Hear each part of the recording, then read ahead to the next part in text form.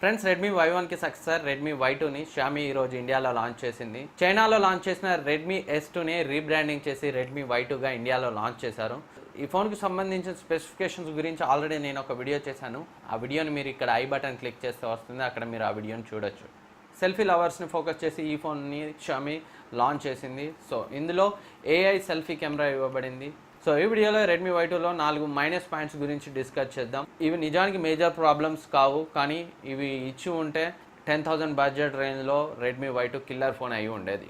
కానీ మీరు కొనే ముందు ఈ పాయింట్స్ని కన్సిడర్ చేయాలన్న ఉద్దేశంతో ఈ వీడియో చేశాను. కానీ ఇవి నిజానికి మేజర్ ప్రాబ్లమ్స్ ఏం కావు.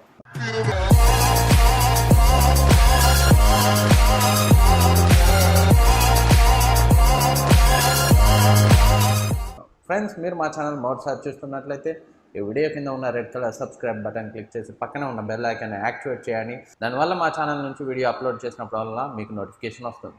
వాటిలో ఫస్ట్ది దీని యొక్క డిస్ప్లే. సో ఈ రెడ్మీ Y2లో మనకి HD డిస్ప్లే వచ్చింది. సో 10,000 బడ్జెట్ రేంజ్లో మనకి జస్ట్ 720p డిస్ప్లే వచ్చింది. 7,000, 8,000, 9,000, 10,000 రేంజ్ ఫోన్స్లో కూడా మనకి ఫుల్ HD+ డిస్ప్లే వస్తుంది. కానీ ఇందులో మనకి జస్ట్ HD+ డిస్ప్లే వచ్చింది. సో ఫుల్ HD+ డిస్ప్లే ఇచ్చి ఉంటే బాగుండేది. అండ్ రెడ్మీ Note 5లో చూసినట్లయితే మనకి ఫుల్ HD+ డిస్ప్లే. రియల్మీ 1 9,000కి లాంచ్ అయింది, అందులో full HD+ display. And zenfone maxz Pro అందులో కూడా ఫుల్ HD+ డిస్ప్లే. అన్నీ కూడా ఆల్మోస్ట్ 10,000కి 1,000 ప్రైసింగ్ డిఫరెన్స్ ఉంది.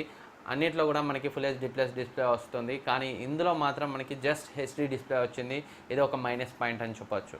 మరొక విషయం ఏంటంటే దీని యొక్క ప్రాసెసర్. ఇందులో మనకి స్నాప్డ్రాగన్ 625 ప్రాసెసర్ ఇచ్చారు. సో ఇది మంచి ప్రాసెసర్, పవర్ ఎఫిషియెంట్ ప్రాసెసర్, కానీ చాలా ఓల్డ్ ప్రాసెసర్.